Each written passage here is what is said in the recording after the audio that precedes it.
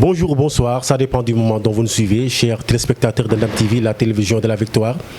dal leen jàmm seen deuxième numéro bi nga xam ne moo di seen émission Sous 24 comme ni ngeen ko amee ci premier numéro bi Sous 24 nekk émission bi nga xam ne macha allah dafa jug pour génne ndaanaanuñu nan ndaanaanu waa Tëngéej ñoo xam ne macha allah amaana xamaguñ leen mais ñuy def ay liggéey yu am solo am ay compétences yoo xam ne tey jii nii macha allah ñun war nañ am pour génne leen tey jii nii ñu seet si ki nga xam ne tey moo di le grand Mamadou Lamine Sow ñu gën koo xam ci MLS Business nekk benn acteur macha allah de développement mais aussi nekk koo xam ne tey dafay entreprendre comme tey suñu émission thème bi dafa nekk entrepreneuriat et politique xam naa dina dëkk ak moom lu tax entrepreneuriat et politique parce que dafa yor benn mouvement macha allah bi ñu tuddee le relève mouvement boobu noonu defoon benn bruit bu rëy ci Tëngéej ñu dem ba benn jëmmi jamono gisatuñu mouvement boobu noonu tey ñu war a amal yéeg yàbbi ci li nga xam ne moo di wàllum entrepreneuriat mais aussi di am yéeg yàbbi ci li nga xam ne tey jii nii moo di wàllum politique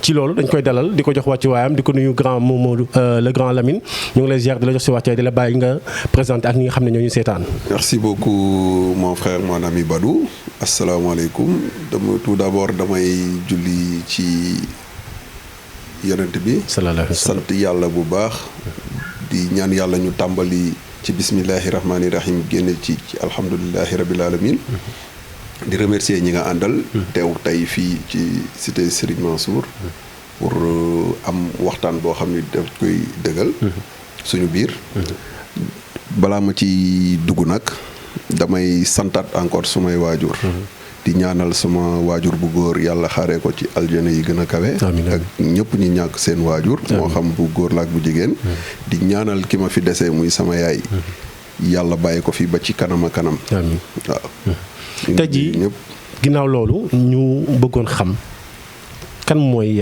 Mamadou Lamine waaw Mouhamadou Lamine Sow jeune la comme yow comme keneen dëkk Tëngéej juddoo ñu fi nag yaroowuñ fi mais peut-être suñuy maam fi la ñu cosaanoo ñu bokk ci Tëngéej nekk un jeune boo xam ni jàng na def na li mu war a def dans la vie côté enseignement côté domaine professionnel dugg aussi ci wàllum politique dem voyage xam li xew ca biti aussi xam li ñu am fii si biir yaakaar naa ni buñ fi toogee rek pour wax si ñun dafay metti parce que wax sa bopp dafa metti mais daal nañ jàpp ni c'est un jeune ambitieux bu dëkk Tëngéej di du gëm nag Tëngéej waaw loolu daal mën naa ko ci wax ci loolu noonu ñu gis ne ci gëm Tëngéej boobu noonu ak bëgg Tëngéej boobu noonu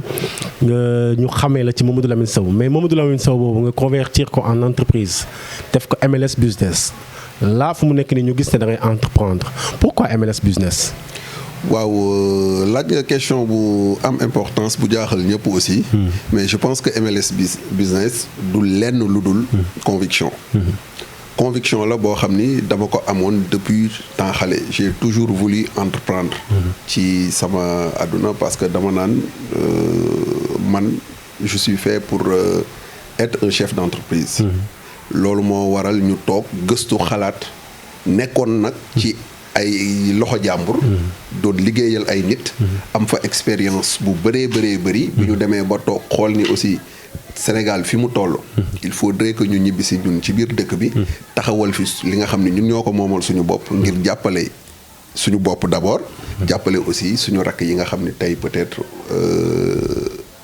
jàng nañ amuñu fu ñu nekk amuñu fu ñu dugg yaakaar amatuñu yaakaar fenn del MLS Business delloo si yaakaar lañ bëgg waaw MLS Business delloo si yaakaar mais MLS Business ci lan lay yëngatu waaw MLS Business ci li muy yëngatu bëri na ñu ngi yëngatu ci wàllum nettoyage ak wàllum sécurité parce que groupe la bu ma taxawal bëgg ci def lu bëree bëri nag mais pour l'instant ci ñaar yooyu ma la wax daal ci la ñu nekk bu ñu xoolee nettoyage déjà sociale la parce que demande sociale la parce que gis neen suñu mbokku femmes yi fu mu nekk nii macha allah dañu nekk ñoo xam ne tey ñu jàmbaare lañ nettoyage mu ngi ci mais amaana jigéen ñi sax la gën a soxal gardiennage parce que souvent ñiy def gardiennage yenn niveau d'études yi duñ ko am donc su ma gisee ne sa entreprise mën a jàpp ne en premier lieu dès lors mu nekk business mais nekk entreprise sociale pourquoi nga def choix nga porter ce choix ci ñooñu.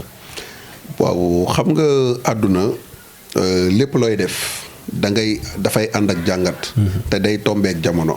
parce que yaakaar naa ni li ko gën a waral mooy événement Covid. bi ñu tolloon. mu nekk une demande sociale. boo xam ni vraiment ñëpp soxla nañ set. yàlla def suñu xel suñuy xalaat. ak suñu xam-xam ñu am ci as tuut. ñu ne pourquoi pas ñu jéem cee dugg initier ko def lu bees nag loo xam ni vraiment.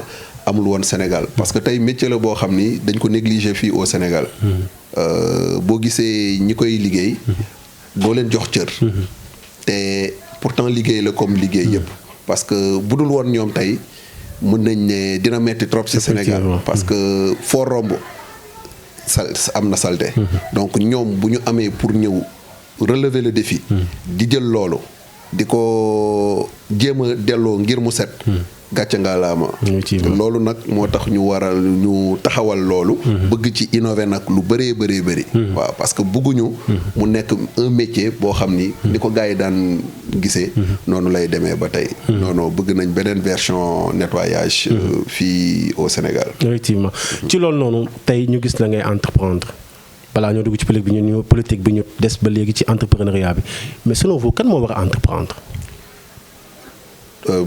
selon man jeune bu nekk da nga war a entreprendre parce que entrepreneuriat du dara lu dul vision gis-gis la ñaar la soit damay def lii pour ëllëg ma am ci profit wala ëllëg ma perdre et yaakaar naa ne kenn bëggul pour investir pour perdre et tey dañu Sénégal lan moo tax entrepreneuriat du fi dox carrément très tôt dañuy bëgg a investir tey suba gannaaw suba mu ñor gannaaw waati suba ñu nekk un directeur dawal oto def ay affaire wala dara non fighting la vraiment fighting la parce que da ngay jàpp ni li ngay investir ça ne sera pas pour ces 10 ans mais ça sera sur 15-20 prochaines années mais nag du da ngay def rek mu ñor tey comme tool la rek doo bay tey mu sax tey nga jaay tey c'est impossible mais daal man j'invite la jeunesse bi nga xam ni man ci ñoom laa bokk te lépp lu may def ñoom laa ciy jiital ñu entreprendre tey jii ci entrepreneuriat boobu noonu su ma la déggee pour nga def ko il faut que patient ba pare nga endurant waaw su ma déggee par rapport ni nga waxee ci loolu noonu yan ñooy inconvénient wu entreprendre yan inconvénient la am bëri na inconvénients yi moom bu ñu fi doon toog di ko wax booy xool inconvénients yi moo ëpp parce que bi si njëkk mooy man dama bokk si jeunes yi nga xam ni damay jàpp ni du état moo la financé du nit moo la financé du kenn moo la financé da nga jàng liggéey ñaq am astuut nga ne dama koy delloo ci biir dëkk bi donc kon bi ci njëkk mooy impôt yi impôt yi beneen bi ci des mooy tey dama gis ni ndaw ñi pour nga jàppale leen il faudrait que nga teggil leen maanaam nga exonérer leen yenn taxes yi mooy petites et moyennes entreprises très bien parce que tey lu tax ma ne la loolu tey boo taxawalee entreprise amagoo marché amagoo dara nga dem déposer au niveau du domaine pour am li nga xam ne moom mooy le quitus fiscal les mois qui suivent ñu laaj la ay CLVL et cetera ay taxi la yoo xam ni déjà yaa ngi koy fay mais yow gisagoo ci sa bopp dafay metti mais tey bu état exonéré woon ñooñu par exemple ne la sur 10 ans mi ngi nii bâtiment mi ngi nii taxawal bâtiment mi ngi nii dugal jël jeunes yi dugal ñu liggéey marché yaa ngi nii mën nga am quota marché tel bu boobaa je pense que Sénégal dina dox parce que lu waay mënti wax aussi xam ni defar Sénégal lu yomb la nous ne sommes que 17 millions am na ay capital yoo xam ne à travers le monde ñoom ñoo ëpp Sénégal donc pourquoi pas dëkk bi bañ a dox surtout jeunes yi nga xam ne ñu ngi entreprendre vraiment loolu état moom damay indexer directement état pour ñu xoolaat loolu. su ma la déggee mooy état fu mu nekk nii yombalul petites et moyennes entreprises yi pour ñu gën a mën a jëm kanam. non en toute sincérité yombalul leen ko. parce que je peux pas concevoir entreprise bu ndaw. ngay fay yenn somme yi. wala c'est très difficile. effectivement c'est très difficile yombul nag. moo tax bu la nit gisee am yaakaar ci yow wala gis la tey nga kii. sol lu rafet rek génn wala lii mu ne non lii mi ngi dox xaaral ma dem. dugg ci wala dara. non erreur la. erreur dëgg la. metti na trop mais bon je pense que ñun en tant que jeune aussi. bokk ci dinañ ci wax. joxe si suñu ay xalaat. quitte à ce que ñun les jeunes entrepreneurs. ñu def ay assises. waxtaan xool yan problème la ñuy jànkoonteel. soulever ko état. toog waxtaan ak ñoom. parce que loolu moo ci des mbir mi. comme li may wax waxtaan la rek. parce que loo waxul.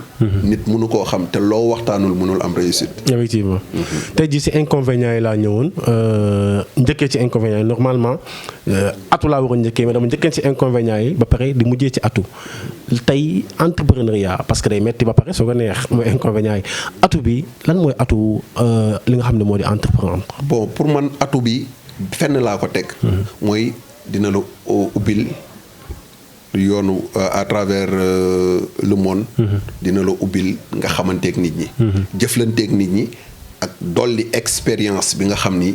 le peu d'expérience bi nga amoon. parce que liggéey la bu large. da ngay tàmbalee ci lii. daal di jàll ci leneen. donc mën na nekk ni tey mën naa man maa ngi ci nettoyage ak sécurité. suba mun naa jàll ci leneen. mun naa dem ci agriculture. mun naa dem ci pêche. industrialisation ak yeneen. yàlla rek moom moo xam. mais daal dama jàpp ni le peu de temps ma nekk ci. ubbil na ma ay bunt. may na ma expérience boo xam ni mën naa toog ak nit ñi di waxtaan. et am na ñoo xam ni bu dul woon peut-être entrepreneuriat boobu aussi àdduna du neex ba nga toog ak ñoom. effectivement waaw loolu rek.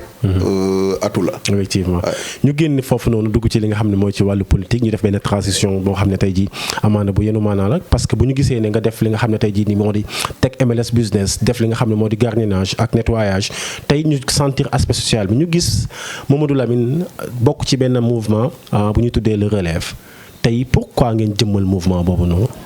très bien laaj nga question bu am importance parce que le grand mouvement la relève boo le mot relève rek renvoie à la jeunesse parce que jeune moom mooy jël relève li tax ñu jëmmal mouvement boobu nag mooy dañu bëgg wax ndaw ñi de 1960 à nos jours c'est une même génération qui gère et après cette génération ça sera peut-être leurs enfants ou leneen bu ñu toogee croiser les bras man mbir mi dama koy wax du xeex du xuloo xel la il faut juste utiliser la raison pour dem ci ñun waa grand mouvement la relève loolu moom moo tax ñu taxaw ko et boo defee constat da ngay xam ni Sénégal ñaar a fi ne soit da ngay nekk ci nguur gi wala nga nekk opposition te tey c'est pas que ni nekkoo ci nguur gi rek da nga war a nekk opposant non il nous faut une troisième voie troisième voie boobu yaakaar naa ni ñun ñoo ko njëkk a woote fii Sénégal à part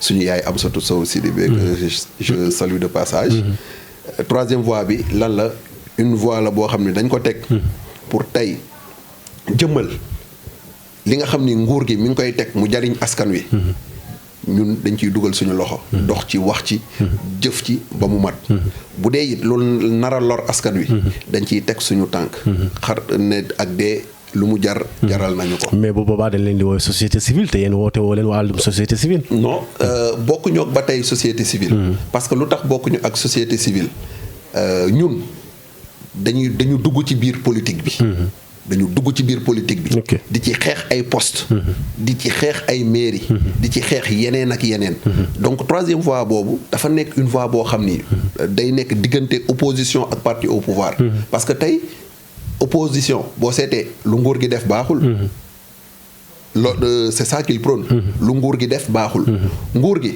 fu opposition bëgg a jaar mu damm tànkam loolu du dox il faut mu am seen diggante kuy atténuer les deux ñun nag loolu lañ bëgg a dox. tànk yooyu moom moo ñu tax a jóg. parce que booy seet Sénégal benn la. kenn mënu ko xar ñaar. et que tey da ngay gis ni nit ki toog na fii wax lu ñaaw. suba ki mu doon wax lu ñaaw moom lay ñëw àndalaat. loolu la ñuy bañ. moo tax ñu ne nañ nekk à juste milieu.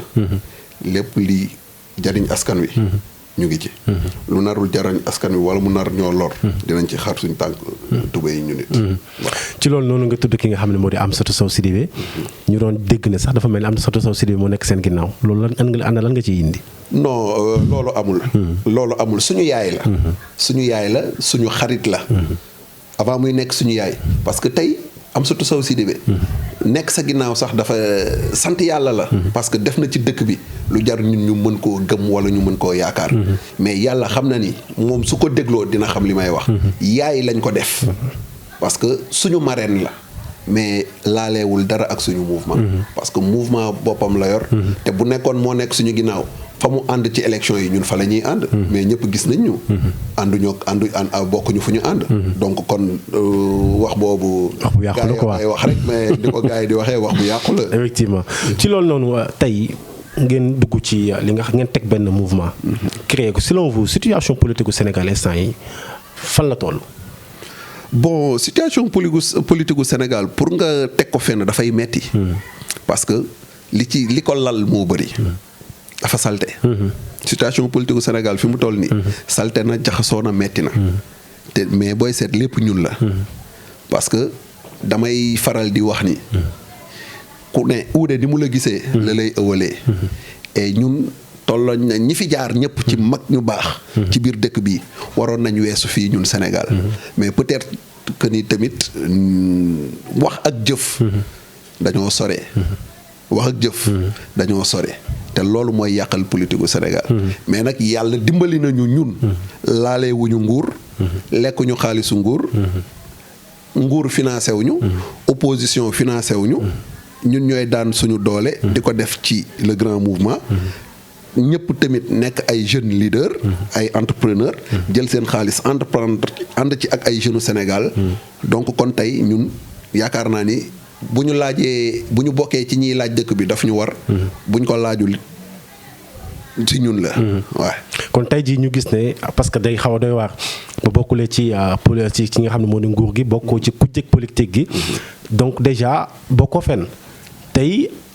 est-ce que waruñu xaar tamit tey jii nii mouvement bi nga xam ne moo di la relève mu mën a ñëw tey jii am feneen fu mu fédéré. bon c'est très possible hein. parce que lu tax loolu mooy objectif bi. suñu objectif mooy xool kan mooy jëmale Sénégal kanam.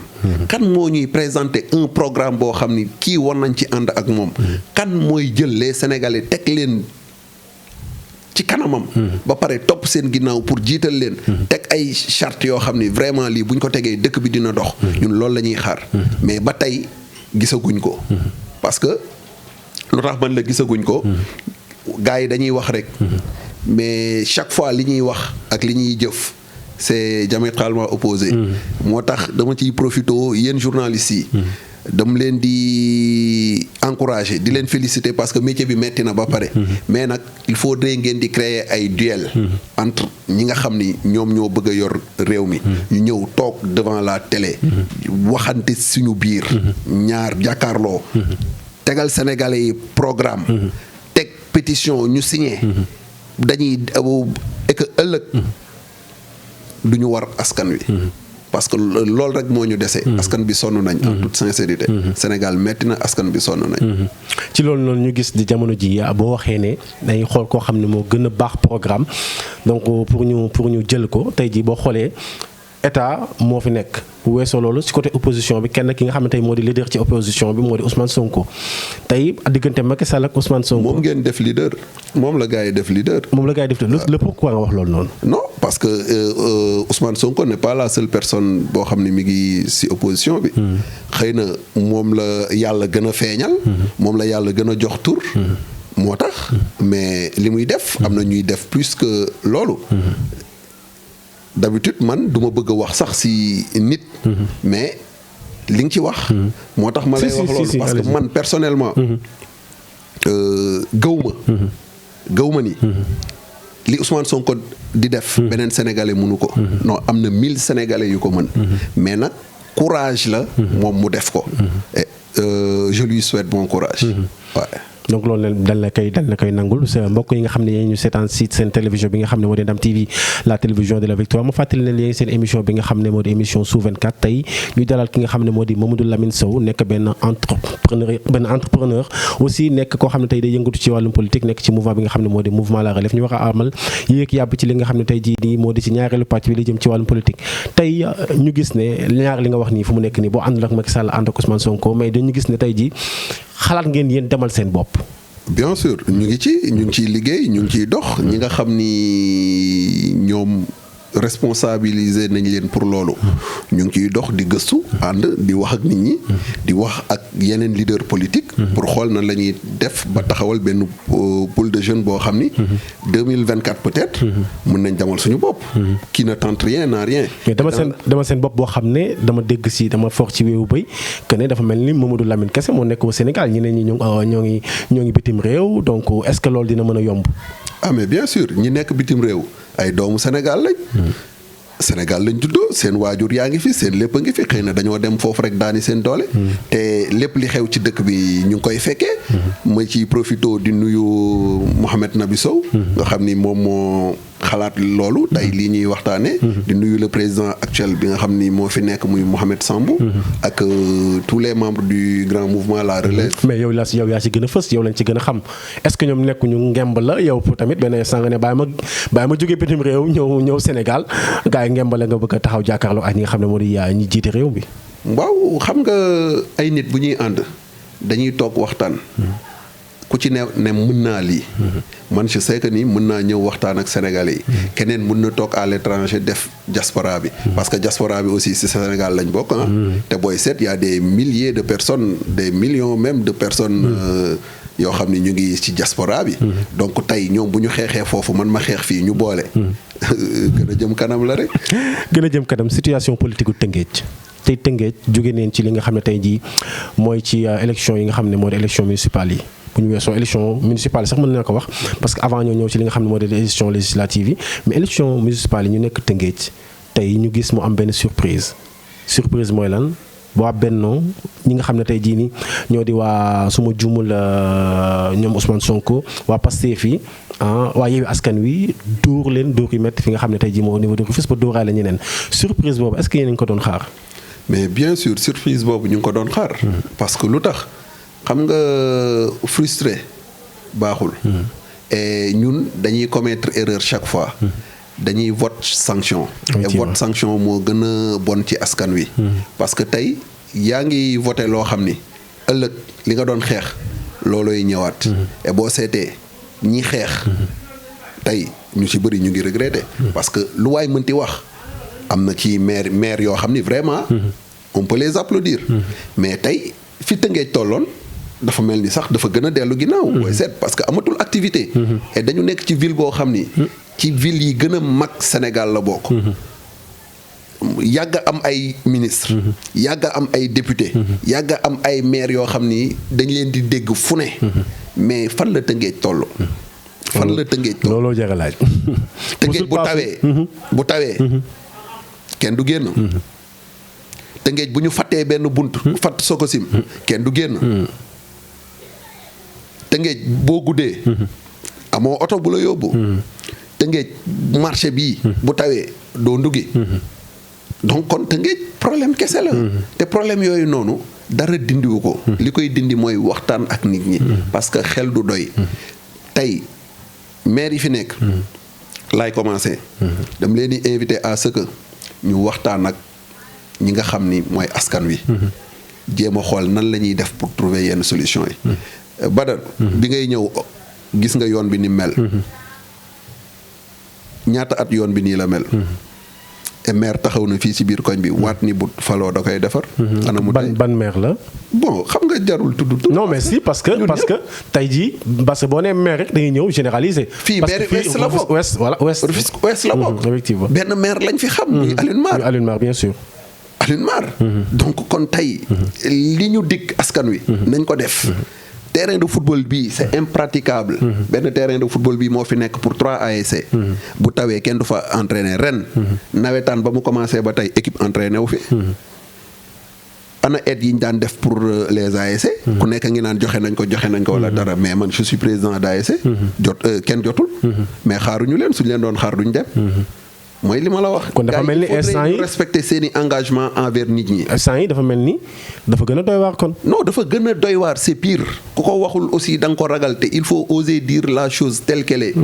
Tëngéej du ñii ñoo koy defar. dañuy ñaan ñu céder la place à la jeunesse.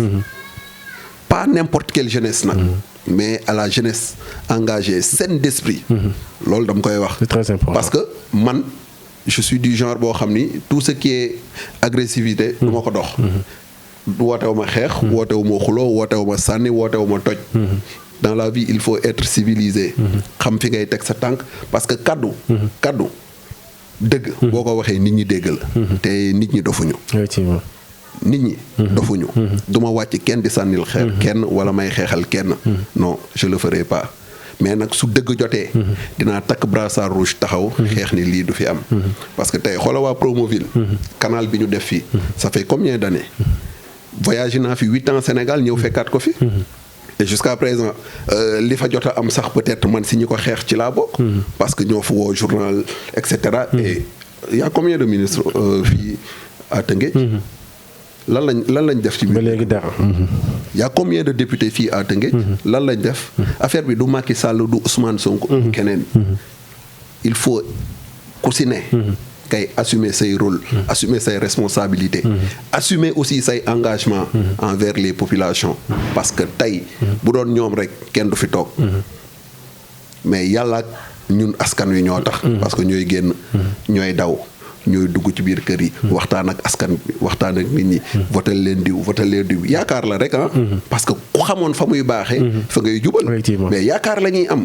mais nag Sénégal ñun bindoo nañ gars yi di tas suñu yaakaar.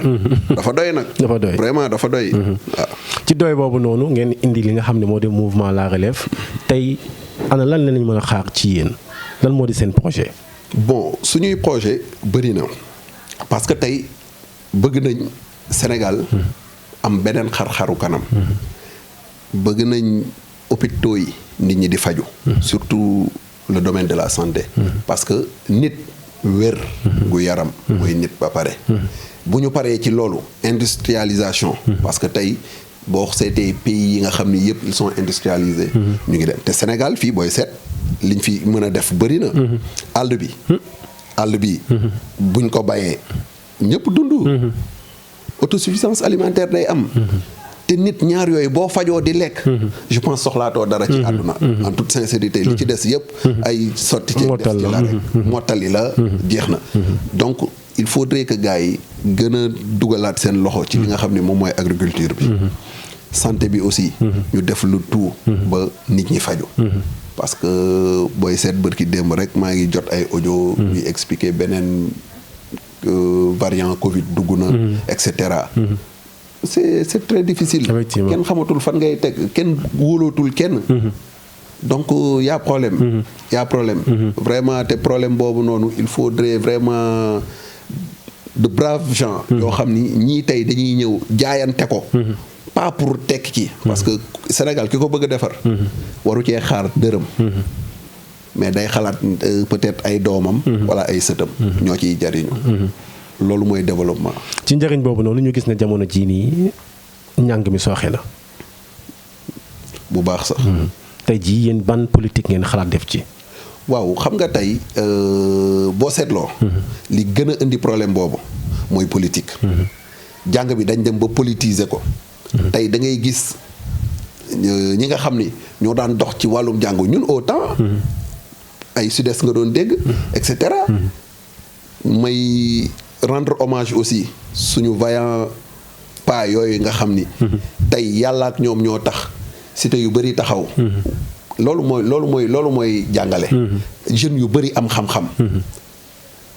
mais léegi boo xoolee ñëpp ñi ci nekk politique moom moo leen ci dugal. soit da nga ànd ak kii bi moo tax nga diriger tel ou tel mouvement soit ànduma kii kee laa àndal ñu punir wala dara grève yi laaj mi ku si ne di ñaxtu wala dara dafa metti li koy saafara nag c'est très simple mooy woo ak gars yi toog waxtaan ak ñoom waxtaanu dëgg li mën a ne parce que je pense àdduna du xaalis rek te xam-xam nit mënu koo fay tey boo xoolee ñiy grève tey ba ñuy jàng bu ñu leen defoon noonu peut-être duñu yegg si tey fii ñu toll mais bu ñu fàttalikoo loolu rek war nañ gën a joxantewaat loxo gën a am courage xam ni li ñuy def defuñu ko état mais parents d'élèves lañ ko def ak élèves élèves yi seeni doom lañ seeni rakk lañ nga ñàkk a jàngal sa doom pour lan ay miettes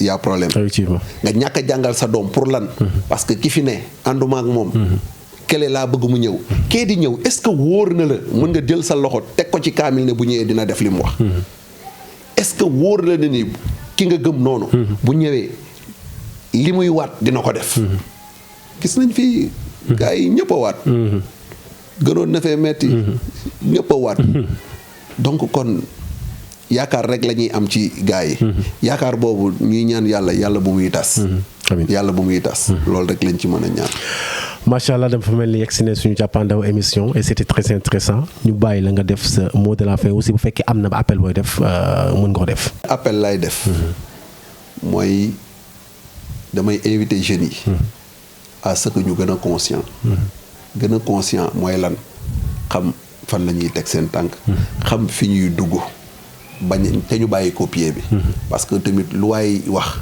xam ni léegi dëkk bi yàqu na dañ fiy dégg ay homosexualité fu ne ñuy ñaan rek yàlla na ci yàlla def saafara parce que dëkk la boo xam ni yooyu xaju fi et bugguñu ko fi ñu ciy ñaan yàlla nag moom mi mën yàlla na ko saafara ndax tey ku si nekk am nga doom ku ci nekk am nga ay rak te ñaanoo yàlla ñu bokk ci ñooñu ñuy woowee boroom ñaari tur yi wala nit ñi nga xam ni ñu bañ ñu gën a moytu aussi li nga xam ni moom mooy internet bi waaw parce que ñëpp gis nañ ci am ci gën a moytu waaw man daal looloy di ñaan Sénégal jàmm di ñaan yàlla élection yi ñu jëm aussi li ci nit ñi di tiit di ko xalaat ak yëpp yàlla na ci suñu borom xëpp ndox bu sedd ku ne nekk ci jàmm ñi war a bokk ñi warul bokk xam ni waruñoo bokk et que xam ni nguur yàlla koy joxe aussi